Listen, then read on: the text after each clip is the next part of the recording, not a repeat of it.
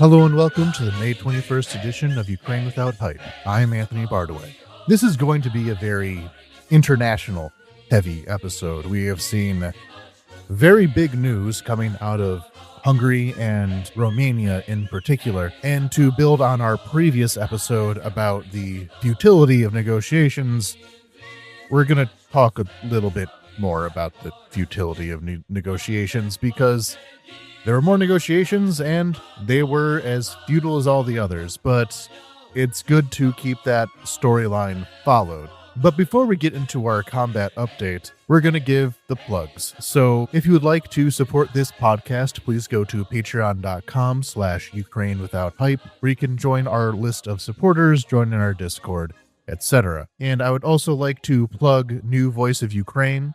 New Voice of Ukraine is the outlet that Romeo and I both work for, so go to english.nv.ua. I have recently put out a new video with an interview with a member of the Harvard Ukrainian Research Institute on the status of Ukrainian studies in academia, and as with many of my interviews over there lately, the ways in which the U.S. government is trying to defund and undermine everything good. So go to our YouTube channel, TikTok, all the things, New Voice of Ukraine. That is where most of my interviews are happening right now. So still me, but different employer. And if you'd like to support New Voice of Ukraine, go to patreon.com/NVUA. I also recently did an explainer on the status of Christianity in Ukraine. That was for Easter, but came out late because of my aforementioned from last episode breaking of my face, which has mostly healed by now. So thank you for your messages of concern. I survived my broken nose. So with our announcements out of the way, I'll begin with our combat update. In my previous combat update, I was talking about how the beginnings of the Russian spring and into summer offensive has mostly followed along the same lines as last year's fall offensive, which had largely petered out by January. The Russians were kind of stalled in place from January through about March or so, April a bit, and have now fully restarted concerned offensive operations. And that has still mostly remained the case. They are still mostly focusing on all the areas in which they had been attacking. But within this last week, we've been seeing them hammer out where their new strategies are. And specifically, we have to look at the south of the Donetsk Oblast, that area, for where they've changed things up a bit. So there's the three parts of Donetsk Oblast in which they are focusing their attacks on. Chasiv Yar, which amazingly is still standing. It got very close to falling completely, but still holding out. Turetsk, that is still going back and forth a lot. That city is still heavily contested. And then Pokrovsk. And still, Pokrovsk, the defenses are holding on quite well. The difference here is looking to the east of Pokrovsk, in the stretch of highway that goes from Pokrovsk to Kostiantynivka. This highway, at one point before the Pokrovsk offensives, was the main lifeline to this southern portion of the front, though with the Russian offensives very close to this highway, it has been rendered mostly useless, too vulnerable to attack. But what the Russians are trying to do right now is to cross over this highway and create a wedge in between Kostiantynivka and Pokrovsk. And that if this wedge can drive far enough into the Ukrainian lines, they will then double back and try to encircle Pokrovsk from the east, or perhaps try to attack Kostiantynivka from the west. It is still very much the beginnings of this strategy. They have made some progress, not a tremendous amount of progress, but some progress on this. But that will really going to be where we are looking the most for changes. If they can get this strategic advantage in the area by stretching out the Ukrainian lines, by creating more pockets and salients, that could make the defense of Donetsk more challenging.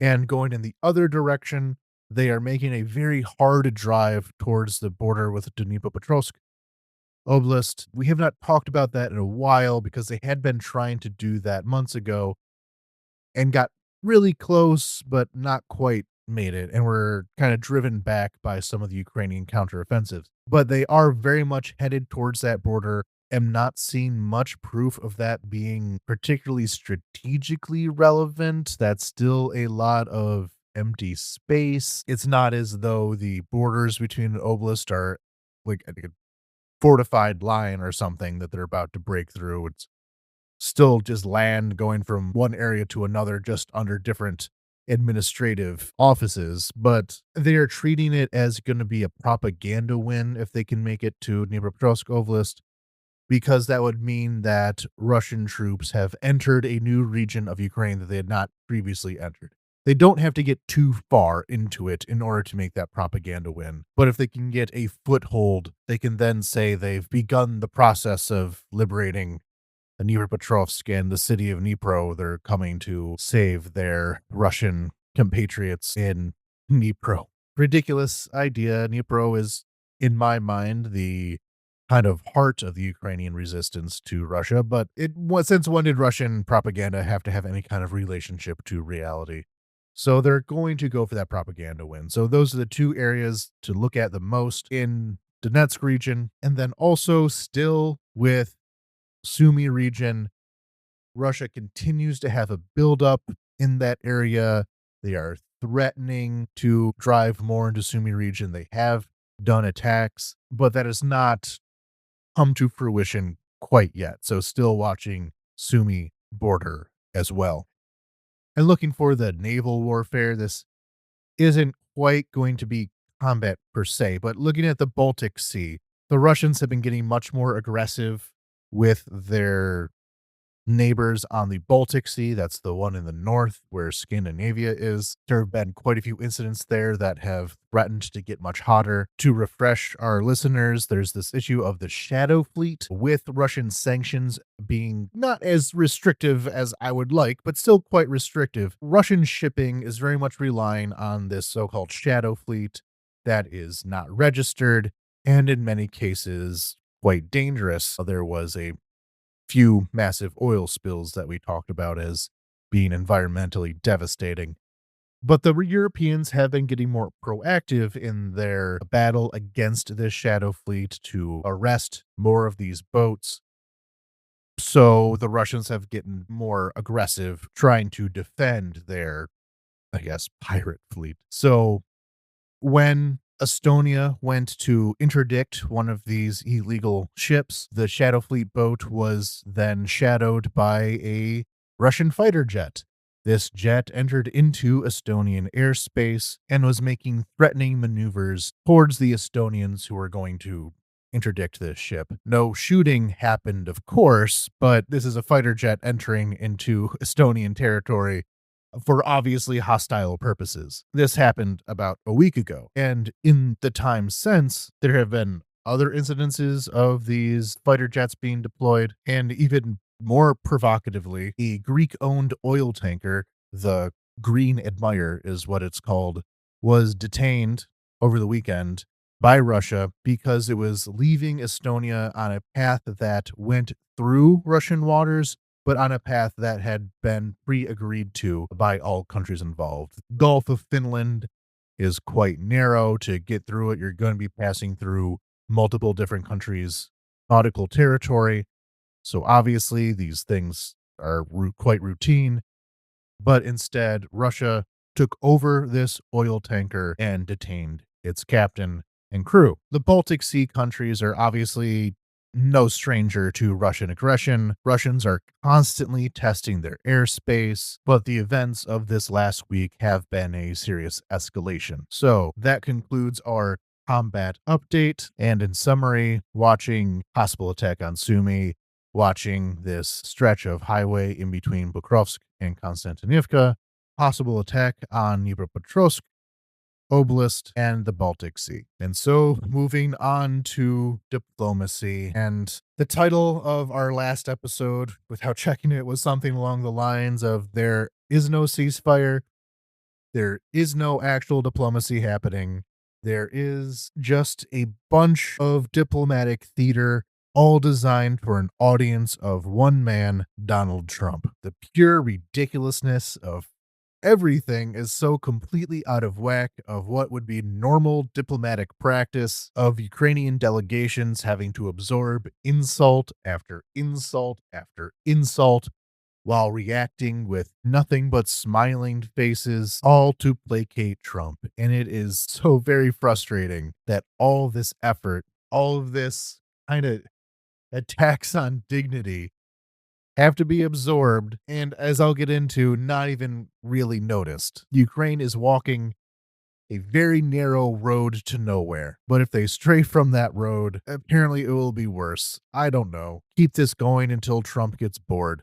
But to explain what actually happened now. Again, ceasefire offered by Ukraine and rejected. Easter truce, a bunch of hot air, but with some of the ridiculousness highlighted in our previous episode, what that led to was the Europeans taking that as a hint to at least increase the intensity of their rhetoric involving supporting Ukraine. This rhetoric has not really been followed up with actual action.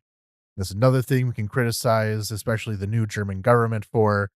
Merz came into office promising to be much more proactive on Ukraine, and that has not been followed up by actual supplies of aid, such as the Taurus missiles that we have been wanting, unfortunately. But rhetorically, the Europeans came out as being much more supportive of Ukraine because obviously Ukrainians are offering peace and Russia was rejecting it. So, seeing the Europeans back up Ukraine more, Putin came up with a new scheme. He said, no, forget the Europeans, forget the Americans, forget any kind of mediators. Let's have a direct talk between Russia and Ukraine. This led to Ukraine saying, yes, that's a great idea. Let's have direct talks. So President Zelensky said, fine, meet me in Turkey. I personally will go to Turkey. I expect Putin to come there and meet me, and we can talk this out. Taking Putin's challenge, I don't think Putin expected him to say yes, because immediately after this was offered, Putin said, no, I'm not going to meet you in Turkey. This largely had to do with the fact that by meeting Zelensky personally in Turkey, that would mean that Putin was recognizing him as an equal. How diplomatic procedure works is typically that presidents meet presidents, foreign ministers meet foreign ministers and secretaries of state, and lower level teams of experts meet other lower level teams of experts. It is sometimes seen as a bit of a slight or an insult if it is supposed to be a meeting between high level officials and instead a country sends lower level officials. It's not universally a bad sign, but as a general rule, by sending a lower level team, that's intended as a type of insult. And of course, that's exactly what Russia did. So to this meeting with a president, Putin did not come because that would mean recognizing Zelensky as his equal, and Russia cannot accept that because that would mean accepting Ukraine as an equal. It's why I figured that direct talks would be such a poof of hot air, is because kind of the whole point of the war is that Russia does not see Ukraine as an equal. It wants a grand bargain between Russia and America, and therefore it sees even European intermediaries as a disruption of that plan. The other reason, of course, that Putin would not go to Turkey to meet with Zelensky is that he's just a coward. He doesn't go anywhere. He stays in his bunkers. Every once in a while, he'll have a public appearance with some foreign head of state. He is not a man of the people walking around the streets, which is funny because Zelensky did exactly that, both as a way to ingratiate himself with his people, but also as a way of mocking Putin for how he never would do such a thing. Zelensky made a kind of a walk and talk in downtown Kiev where he just ran into random people and his security team looking very nervous. It was funny, but Putin would never do such a thing. He is not going to go to a place where he could feel physically threatened. He was only given a few days' notice to make this decision, so he would not be able to send his army of security staff to make sure that there was not another living human being within 5 blocks of the meeting spot and his poison testers and his everything else that he takes with him because he is a paranoid coward. But that's another reason why he wouldn't go. But I'm still treating the diplomatic messaging as the main point. They did not send Putin. They did not send Lavrov. Instead, what they sent was this low level delegation of kooks and crazies that had been sent to the infamous Istanbul talks at the first month of the full scale invasion. Now, I did all this setup to explain how pointless this Russian team was, how low level the Russian team was, how much of an insult it was to send this team. Leading to this point here is that it was the same team that Russia sent to the Istanbul talks in 2022. While Kyiv was still under siege, the Ukrainian government tried to hash out some kind of peace agreement that would allow the Russians to withdraw. This included neutrality, included different things. But as the Ukrainian team way back in 2022 quickly learned, this was not meant as a negotiation. These people were sent only to accept capitulation. Because it was a low level team, they did not have the authority to actually negotiate things. They had a list of demands, and Ukraine had to meet those demands, which included demilitarization, the near complete disbandment of the Ukrainian military, and giving up most of its weapons larger than a rifle, and a bunch of other nonsense stuff that I hope to cover in a future episode that more details those negotiations. But the other thing that makes this low level team so insulting and crazy is that the people who make it up are insulting and crazy. And there's a few of these people, but just for brevity's sake, I'll only describe one of the leaders of this team named Vladimir Medinsky. Now, Vladimir Medinsky, who again is the leader of this team that was originally in the 2022 negotiations and again appeared as the head of this delegation last week. Russia wanted it to be a complete continuation, meaning a continuation of demanding capitulation. But Medinsky, he is a real character. He is from Ukraine originally, actually, but he really gained his position in Russia as a propagandist and an ideologist. It is always hard to describe what Putinist ideology is. It's because Putin doesn't weigh in on what it's supposed to be very often. Instead, the Putinist imperial ideology is mostly farmed out, I guess, to competing contractors, and it is left to them to see which one is more successful in building an ideology and then just kind of letting them work on it. And Medinsky is one of these people. He is the former culture minister of the Russian Federation, and as a part of that, he played a large role in altering Russian education system. And he had this role in what I see is the most ideologically intensive part of the Putinist administration, which is his third term post 2012. And so he developed textbooks for Russian children that were absurd, pseudoscientific nonsense, a bunch of crazy political conspiracy theories, and designed to teach Russian children that Russia is a great empire whose rightful place in the sun was stolen from it by the dastardly Americans, and they need to avenge their wounded honor. And of course, because all these ideologists are crazy, you can always find a good database of insane things that he and people like him have said. For example, he claimed that Russians have an extra chromosome. The way he interpreted this is that it meant that Russians were a superior race with more genetic material to contain their greatness. In reality, that means someone has Down syndrome. He's not the brightest man in the world, but since the full-scale invasion, he has been key in perpetuating various propaganda narratives about how the Bucha massacre was fake. Of course, as a lead negotiator, he has had a heavy role in making people believe that the Russians are serious about negotiations, and it's only the Ukrainians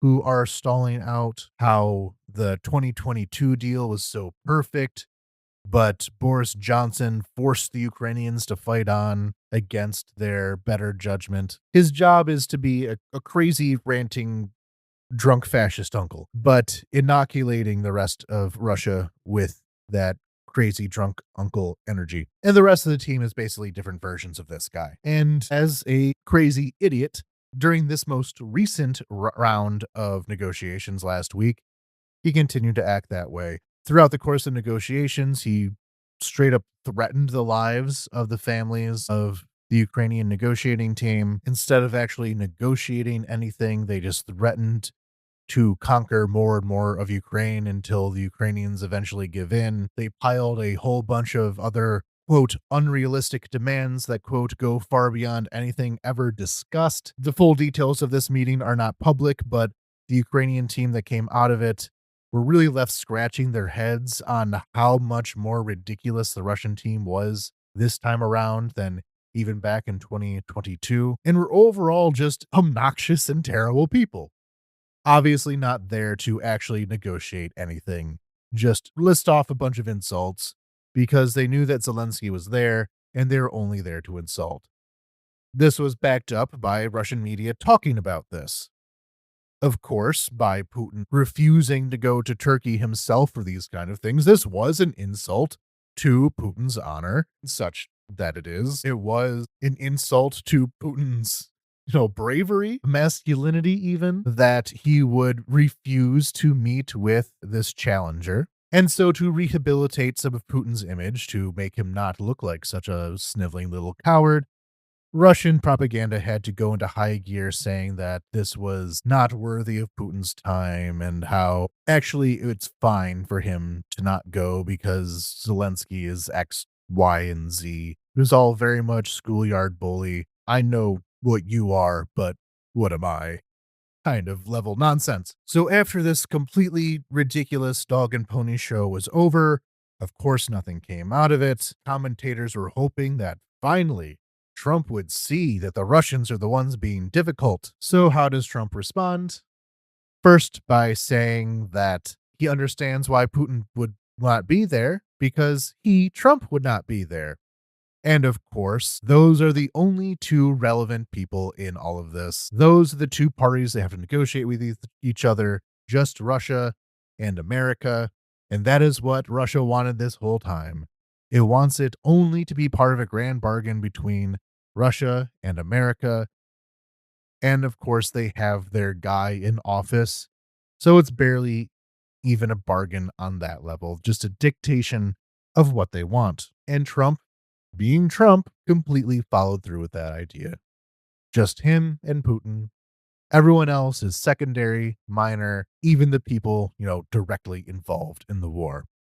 And apparently, when it was brought up later that these direct negotiations happened between Ukraine and Russia, the very thing that Trump had been pushing for weeks, he wasn't even aware that they happened. He just assumed that because he wasn't there, the negotiations must not have happened at all. So yeah, all this ridiculous diplomatic theater and the audience of one who they're performing for had been in the bathroom the entire time. Great. Fantastic. That was all a wonderful use of everyone's time. I'm sure that if we only keep this show up for Putin, for Trump, same thing, going just a little bit longer, we'll finally get the idea. No, it's all pointless, but we have to do it anyway. But moving on to a diplomatic meeting that was a bit more fruitful. In our last episode, we talked about the passing of Pope Francis, the complicated relationship he had with Ukraine, and a bit about what the role of the papacy could have been under Francis, but was not. We have a new pope, Pope Leo, the American, a Chicago guy. And being a Midwesterner, I see this as a bit of a hometown victory. I'm from Detroit, but Chicago is the larger city. A lot of the people that graduate from my university, Michigan State and all that, go on to work in Chicago because that's kind of the big city of the Midwest. And that's actually where my family comes from. So I've always had a bit of a soft spot in my heart for Chicago, the Windy City. Hometown Pope, in many ways, an extension of Pope Francis, but On the Ukraine issue, much more promising. The very first foreign leader that Pope Leo met with was Zelensky. Zelensky went to Vatican City and spoke with Pope Leo about really the war, about what the Catholic Church can do to promote peace. In one of the Pope's very first speeches, actually, he mentioned Ukraine as a victim, like acknowledging that Ukraine was the victim in this war of unprovoked aggression, and very quickly signaled that he would be much more supportive of the Ukrainian people than Francis was. And this meeting, of course, proved that to be the case. And the main topic they talked about was the issue of the forcibly deported children. The children that Russia has kidnapped to Russify, to turn against their homes and their families in the future, to militarize them, to erase their identities, to make them hate who they are. And the Catholic Church, the Pope is seen as a moral leader in the world who the words he says carry weight with millions of people, and that this issue of Russia kidnapping these children is such an obvious evil that it was exactly the kind of thing that the Catholic Church can comment on. Now, if you looked into his background, and I didn't really know who he was before this, but in 2022, when he was still a bishop, he denounced the invasion. He called the invasion, quote, a true invasion, imperialist in nature, where Russia seeks to conquer territory for reasons of power. No equivocation, just an imperial invasion by Russia in recognition of the moral truth to that. So yeah, cool Pope, great. What does that mean in practice here other than denunciations? Denunciations are still important, but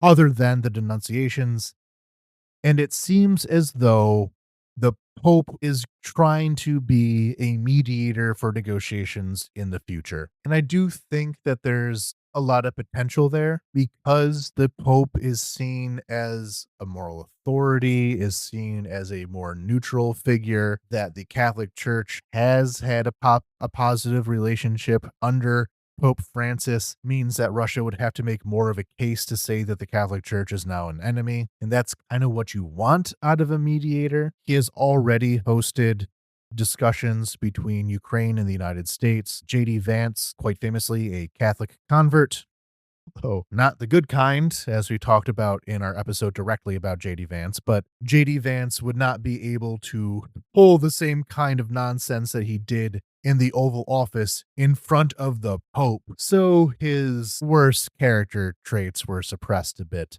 in front of the Holy Father. So maybe that's one way to get him to behave better. So yeah, in summary with that, I do see the relationship between the Vatican and Ukraine getting much better with this Pope in charge. Hopefully that will lead to more direct statements of condemnation of various Russian war crimes as they pop up, and they always will. The Pope as a negotiator, as I've described, I do see that as a lot of good opportunities, though, because this was also part of the negotiating team, the talks with Vance, I guess this will how I will transit into how things have gone since then, how diplomacy has happened since this disastrous meeting in Turkey.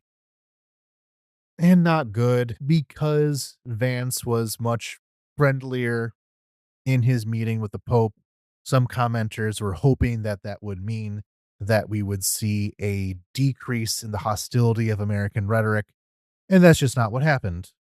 American rhetoric has not budged an inch on anything, anything meaningful anyway. And the stance of the US government, as stated by J.D. Vance, as stated by Trump, is that if these negotiations go on much longer, then America will exit itself from being a mediator. They've already said this before. They'll say it again. They'll make a lot of noise threatening to leave before they actually leave. Ukraine's job right now is just to make the Americans leave in as little disruptive as a way as possible. Again, if Trump just gets bored, then intelligence sharing, then weapons sales, not aid. We're not going to get any more aid, I don't believe. Maybe, hopefully, not going to jinx it, but not good odds. But sales can still happen.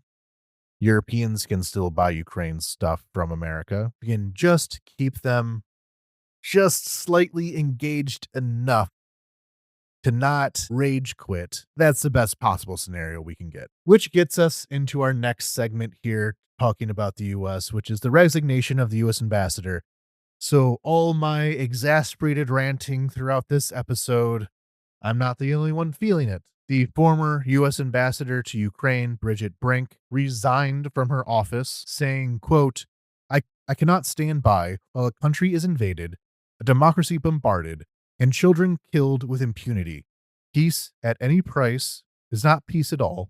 It is appeasement. And that, as ambassador, her job was no longer to support Ukraine, but to put pressure on Ukraine to surrender. Bridget, I have had complicated feelings about Bridget since the incoming Trump administration. Obviously, she personally has been a supporter of Ukraine. Under the previous president that was more friendly to Ukraine, her job was to make Ukraine's case to the world, and I think she did so quite effectively during those years. The hurt that she feels leaving this office is very apparent. This is something she gave up her career because she was made to carry out her job in a way that she fundamentally disagreed with and hated. She gave up her career in the Foreign Service because she could no longer stomach what it meant to carry out the administration's directive. And I feel for her, I really do, but she was still carrying out those directives, and she really burned her reputation in Ukraine as she did so. A couple episodes back, we talked about the ballistic missile strike in Kryvyi Rih. It hit a playground next to a restaurant, and it was gruesome. It was horrible. And her response to this was, quote, horrified that tonight a ballistic missile struck near a playground and restaurant in Kryvyi Rih. This is why the war must end. Not saying whose ballistic missile, refusing to name Russia as the aggressor, and only saying this is why the war must end. Trump's words, by which he means surrender. It is the job of a diplomat not to have their own opinions. A diplomat is a conduit for their state, but they're still a person. It is still them saying those words. And I'm not one to accept the excuse that you were just following orders. She was the face of Trump policy in Ukraine, and that Trump policy was and remains horrendous and insulting and disgusting. And she was the tool used to carry it out. Of course, she could no longer stand being that tool. That's why she left. I don't know. I don't have the disposition to be a diplomat, apparently. But I just wish that this resignation statement, as strong as it was, as impassioned as it was, would include an apology. Maybe I'm being too harsh. A lot of people have forgiven her for this. They understand what the job entails and the importance of her saying what she said as she resigned. I don't know. I just believe that within an authoritarian system, within a horrendous system, individuals have to take responsibility for their role in perpetuating it, that nobody is just a tool. Nobody is just a cog in the machine. Everyone's a person and must act as people. I'm sure that her career ahead of her as a spokesperson for Ukraine will be very helpful. I'm sure that the people that she worked with in Ukraine directly knew what was in her heart and were not mad at her about what she did. This is just a statement of how I feel about how people should act in authoritarian systems, and not enough do.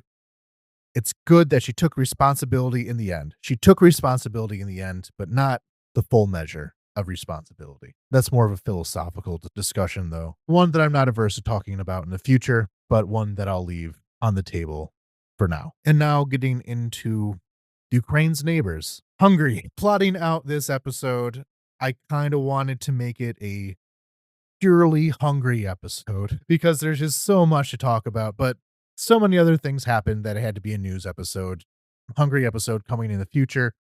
And in fact, at the end of, I think this month, I think maybe starting at the end of this week, will be CPAC Hungary, the Conservative Political Action Conference, a major meetup of American conservatives, but in recent years, they've also been holding it at a satellite campus in Hungary through the Danube Institute, has been organizing a lot of that. We talked about the Danube Institute again in our JD Vance episode. Always plugging that JD Vance episode. And how Hungary has become a centerpiece of the global conservative reactionary populist, I hate using that word, but it's the word that's used, whatever, movement. But we'll be getting a lot of new information, I think, out of Hungary in the very near future.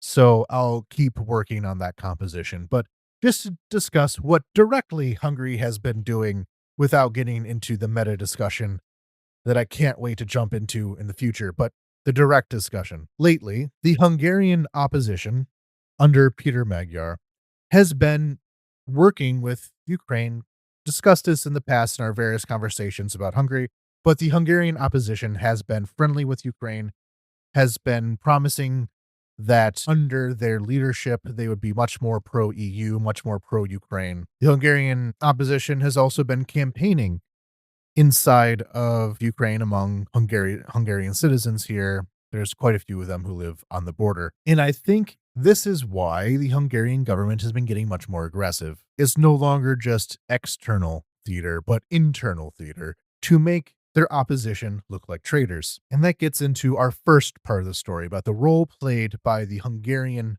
opposition within the crazy events of this last about 2 weeks or so. The Hungarian opposition released a recording, and in this recording from April 2023 of the Hungarian defense minister, I'll just read it out directly. It's quite short. So, quote, "The fifth Orban government has decided to build a truly effective, combat-ready Hungarian armed force. This means breaking with our previous peacekeeping activities. We are familiar with those, but above all, as a result of a process, we are breaking with the peace mentality. Naturally, the process that the public came to know as rejuvenation is simply the easiest way to change this. Rejuvenation referring to firing a lot of NATO-friendly officers in the Hungarian military.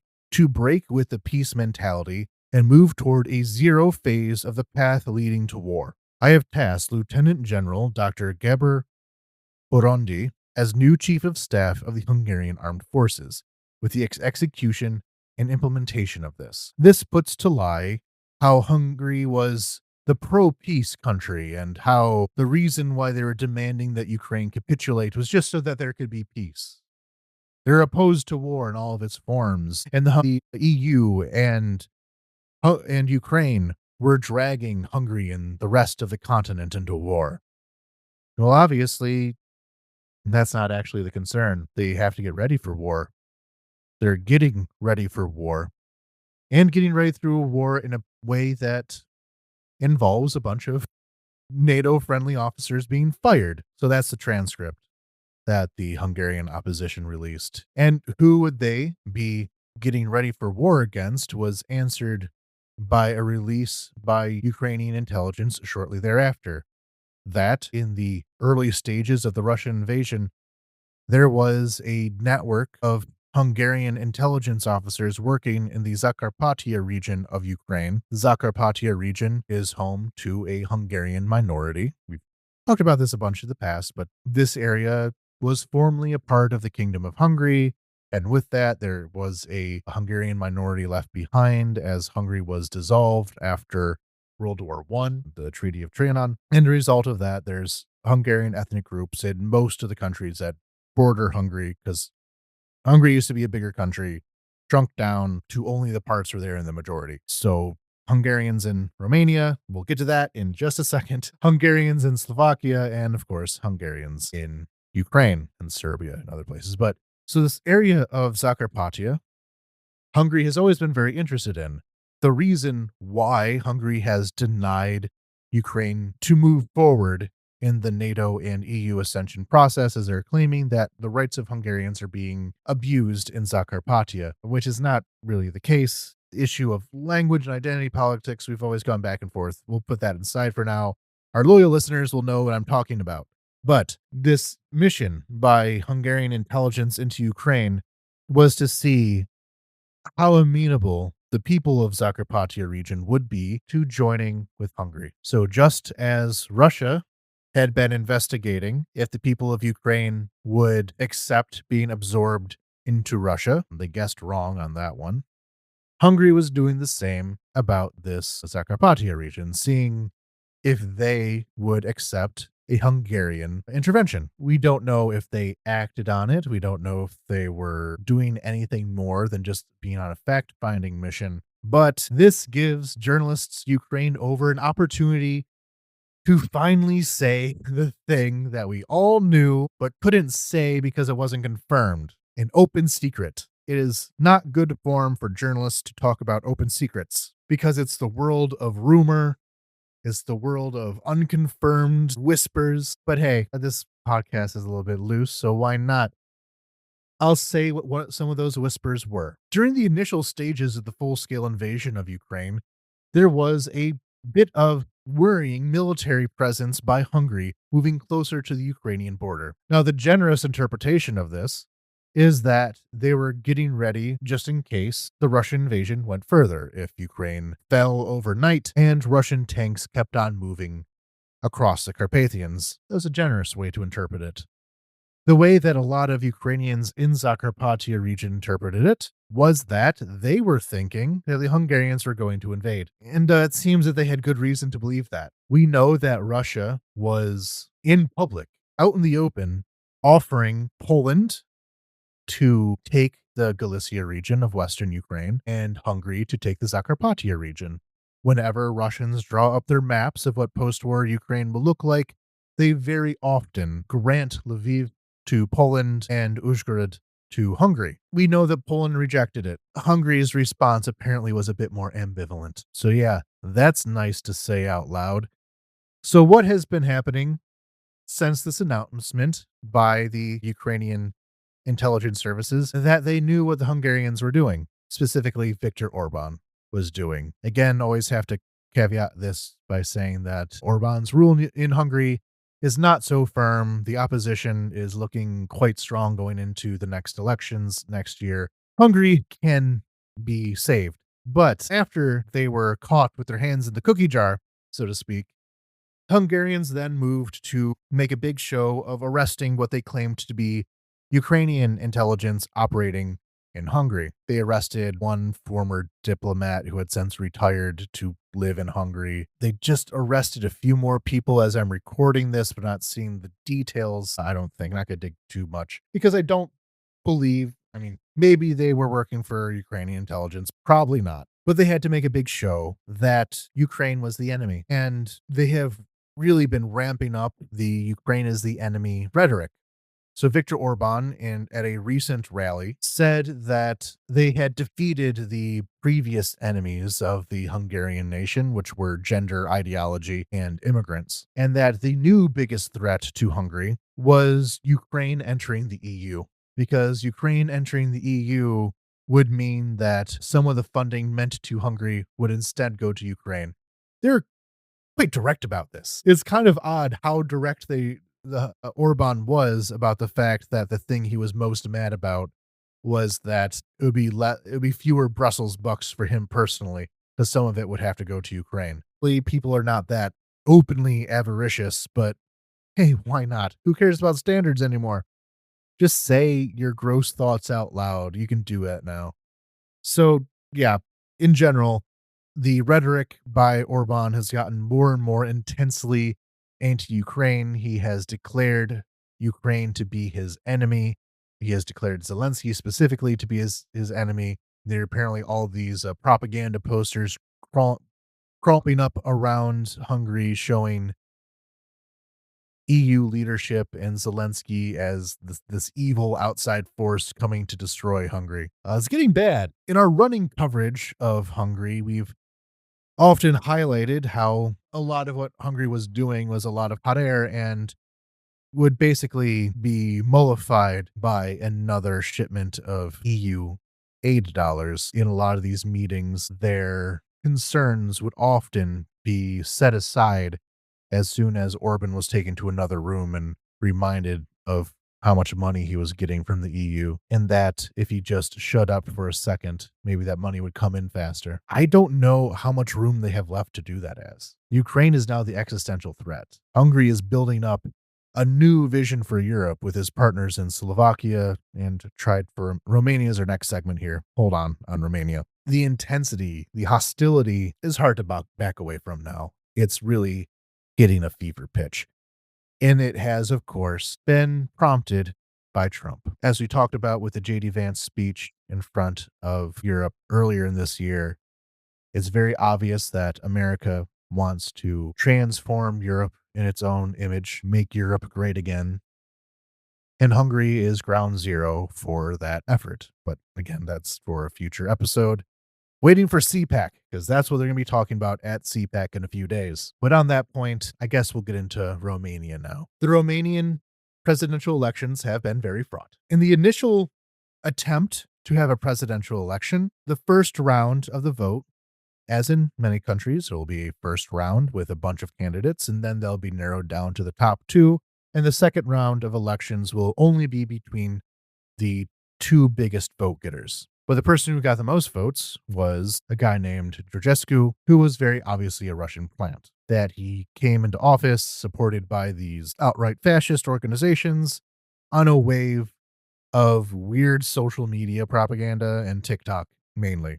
And the Romanian Supreme Court canceled the results of those elections because the Russian interference was so obvious that it was a bad election. The American far right took up Romania as a new pet cause, a new front line in the war against the libs. But then in this new do-over election, the role of the crazy fascist guy was taken over by one of Ceausescu's colleagues named George Simeon. And in the first round of the Romanian presidential elections, Simeon got the most votes. Not a majority of votes. He did not win, but more than the others. The second place in the first round of elections was the mayor of Bucharest named Nicusur Dan, or I probably pronounced that wrong. Nicusur, Romanians, apologies.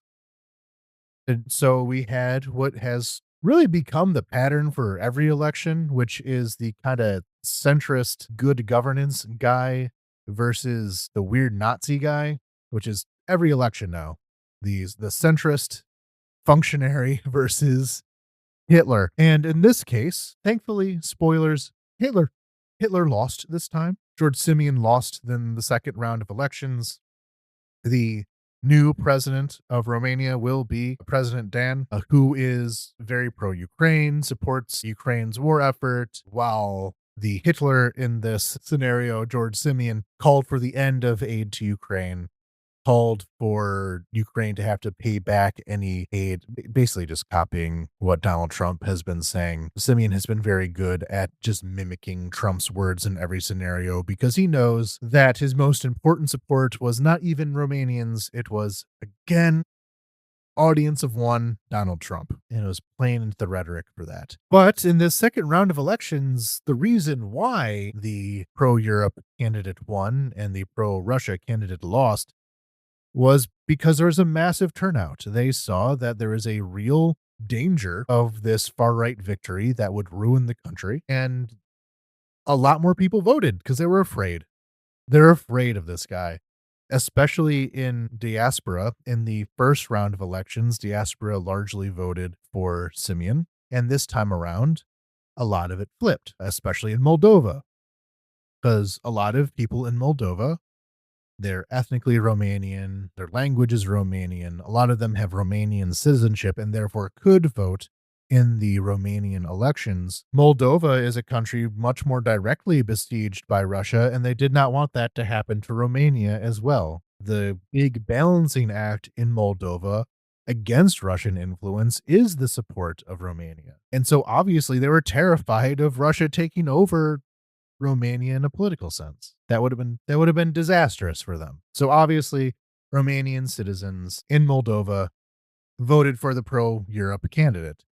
Also within Romania, the other big swing that we saw was that the ethnic Hungarian minority came out in droves to vote against the far right. Now, in this last segment, I was talking a lot of bad things about the Hungarian government. So you may be thinking to yourselves right now, well, if the Hungarians in Hungary are voting for this crazy far right guy, then why do the Hungarians in Romania not do that? And well, one, again, Hungary is much more divided than Orban lets on. There's plenty of Hungarians who are against Orban. The entire city of Budapest basically hates Orban. But one issue that nationalists have is that they hate each other. A Romanian ultranationalist hates Hungarians. And so, George Simeon, in his football hooligan days, which are the current days, he's a stupid thug, has made a ton of racist remarks against Hungarians, quite violent remarks about Hungarians, about driving them out of Romania for not Hungarians. He himself apparently is part Romani, which that's a whole thing that I don't fully understand, but so be it. I have to do more reading on Romania. But these Hungarians obviously did not want an anti Hungarian guy to win. So if you look at the election map of Romania, if you look at the parts of the country that are most heavily colored in favor of the pro European candidate, incoming President Dan, that matches up perfectly with where Hungarians live. So as much as I worry about this, nationalist international, they'll always come into conflict with each other because nationalisms are inherently opposed to each other. But what does this mean for Hungary in the future? Because Orban, seeing his ability to build out this far-right alliance with the EU, came out in support of George Simeon, this brutally anti-Hungarian racist. A lot of voters in Romania, Romania, these people are also Hungarian citizens. Hungarian citizens don't only live in Hungary. Ethnic Hungarians in Romania, just as ethnic Hungarians in Ukraine, often have Hungarian citizenship and can vote in Hungary. And all those Hungarian voters who live in Romania just watched Viktor Orban support the person who wants to do horrible discrimination and racism against them. And meanwhile, the Hungarian opposition under Peter Magyar has personally come and spoke to this Hungarian minority in Romania about their concerns, reaching out to them on a very person-to-person level, and importantly, isn't supporting the person who's racist against them. It might not, but it may get at least a couple more votes for the Hungarian opposition in the elections next year, 2026, and be a very serious hindrance to this idea of Europe and Orban's image. But again, big topic for the future. So what's going on now after the elections? Obviously, this person who has so totally modeled himself after Donald Trump would do the Donald Trump thing. His initial response was to claim that he was the real president of Romania. Then he took that back and admitted to losing. Then immediately took that back again and is now building up this elaborate Stop the Steal campaign for Romanians, saying that this vote against him was obviously illegitimate. Not explaining why, really, just saying that there's no way people could have voted in those numbers. It's just Trump stuff over again. But honestly, I've noticed that this shows the denigration of Trumpist rhetoric, because with the Stop the Steal campaign, there was all these conspiracy theories about the 1,000 mules or whatever that brought in these fake ballots and how Democrat election officials were rigging things. And there's a lot of conspiracy theories. What I'm seeing now in Romania is just straightforward. It was a bad election because I say so. Just leaving it at that. Just treating it as a foregone conclusion that this was a stolen election with no real argument in that favor, even a bad one. It's just functionally because I say so. And that is now being picked up by the far right around Europe and, of course, the far right in America. They have already taken up this crusade of saying that the Romanian elections were rigged, that this Make Romania Great Again candidate is the real winner, and that there should be sanctions against the European Union for attacking Romanian democracy. This just happened a few days ago. This story's not over. I really think this is going to be the fight that America wants to have to remake Europe in its own image. Or I'm being paranoid. We'll see. But the other election to talk about, just very briefly, this one in Poland. Again, they had their first round of elections, which meant this is the round where a bunch of people are running for president or narrowing it down to two. In Poland, it came down to basically the same forces that it always does. The current president of Poland is Andrzej Duda, officially a independent candidate, but tied to the PIS party, while in this round of elections, Karol Nawrocki is an independent, but officially tied to unofficially, whereas the candidate for the Civic Platform, which is the current party in charge of the Polish parliament under Prime Minister Donald Tusk, is, sorry, Polish names, Rafał Trzaskowski, who is the more centrist candidate. So again, we have our centrist versus the right winger. And in this case, the election itself will not be as troublesome for Ukraine. Andrzej Duda, the president of Poland right now, who is from the same political forces that this right-wing candidate is coming from, is supportive of Ukraine, is supportive of sending aid to Ukraine, but that's just under his presidency. When his party was in control of the parliament and had the premiership, yes, they were supportive of Ukraine most of the time, mostly, but had the issue of the farmers' agricultural lobby being very mad at Ukraine and put in a lot of effort to prevent Ukrainian grain from touching ground on Polish soil. Very complicated relationship I don't have time for right now, but they were blockading Ukraine's border, like, well, not the party, but the supporters of this party were blocking Ukraine's borders, preventing goods from coming in and out of Ukraine, even holding up some humanitarian aid.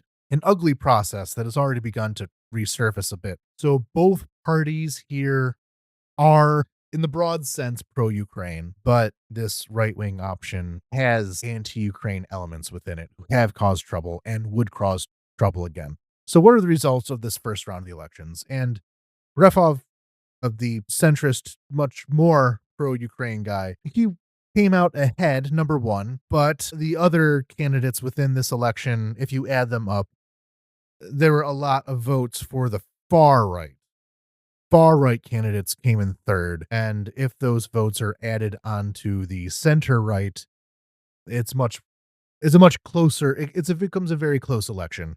So the second round of the election in Poland will happen on June 1st. It'll be very close. We don't know what will happen. Not as consequential as these Romanian elections, but there's still that element of anti-Ukraine sentiment within the Polish right that will have to be contended with. And even though the current president of Poland is from the center right and hasn't caused problems himself, and so maybe Karol won't cause problems either, because of the importance of placating the far right in the second round of elections, it may make a future center-right president of Poland nastier than the current one. Though this is Poland, just presidential elections, and because the parliament of Poland is still quite young and much more effectively pro-Ukraine than the other party, the stakes are not as high, but we'll still watch it. Anyway, that's a lot of diplomatic talk, a lot of election talk. Soft landing here. Eurovision. Eurovision Song Contest. I talked about this in a lot more detail during the picks for the Ukraine contestant, which was Zifferblatt with the song Bird of Prey. In the end, they came in ninth place. Austria won, which means that the next Eurovision Song Contest will be held in Austria. This year was not as strong as last year. I still like my Europop music. I voted for Portugal, Albania, and Latvia as my votes. You're not allowed to vote for the country that you're in, so I could not vote for Ukraine. So I voted for Latvia, Albania, and Portugal. But the discourse around it this year, I don't know. Avoid Eurovision Twitter. It's nasty. A lot of complaints about how Ukraine was just getting sympathy votes, but you don't want to hear about that. And I'm kind of tired of hearing about that. So I'll just say that Zifferblatt has been releasing some information about how they were not treated particularly nicely at Eurovision by Eurovision fans. The more of this story is coming out tomorrow, they say. I don't know. I want Eurovision to be our soft, fun thing about a song contest. And instead, it kind of turns into a discussion about some anti-Ukraine sentiments in Europe that are unfortunately nasty from time to time. And let's be serious here. A lot of that is quite obviously a Russian op. It doesn't take much to get social media commentary going in a direction that you want, so long as you have the funding for a bot army to push things on people. And a lot of this felt quite manufactured, but not entirely. And hopefully Eurovision will take these slanders more seriously in the future. They probably won't, though. Next year, we'll have Eurovision in Austria. Hopefully it goes more smoothly, but there will still be bitter people on social media. And with that, because I don't want to get into my Twitter fights with weird Eurovision fans, we'll close out cutting myself off. No more discourse. Thank you for listening to this episode. If you would like to support Ukraine more broadly, you can vote for Ukraine in Eurovision, but you can also go to our link tree in the description for sources of information. You can go to New Voice of Ukraine, patreon.com/NVUA and english.nv.ua for consistent day-to-day news about Ukraine, about my interviews and videos on our YouTube channel, New Voice of Ukraine. Support us there, please. And support us here. It feels weird chilling for two separate media organizations at the same time. I'm very thankful for any support you can give to any one of them or neither of them.